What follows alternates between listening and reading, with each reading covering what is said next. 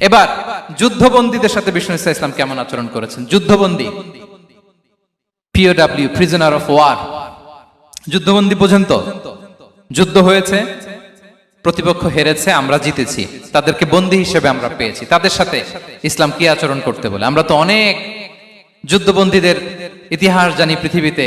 আবু গারিব কারাগারের কথা শুনেছি আমরা ইরাকে, ঠিক কিনা? হ্যাঁ, পশ্চিমারা কি নির্যাতন করেছে।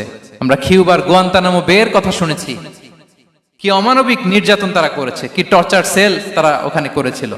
সম্প্রতি আমরা আমাদের বাংলাদেশে আয়নাঘরের কথাও শুনেছি।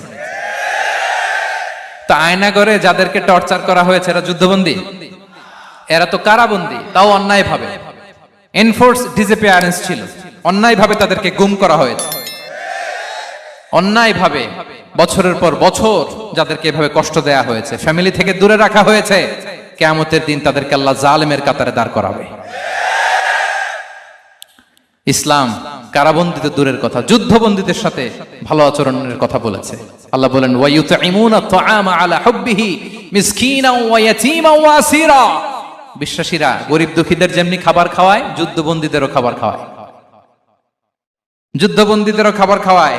এবং বিষ্ণু বলেছেন, ইস্তাউসু বিল উসারা খায়রা, যুদ্ধবন্দীদের সাথে তোমরা ভালো আচরণ করো। বদরের যুদ্ধে 70 জন বন্দী হয়ে আসলো। বিশ্বনবী 70 জনকে সাহাবাদের মধ্যে ভাগ করে দিলেন, বললেন তোমরা খারাপটা খাবে, বন্দীদেরকে ভালোটা খাওয়াবে।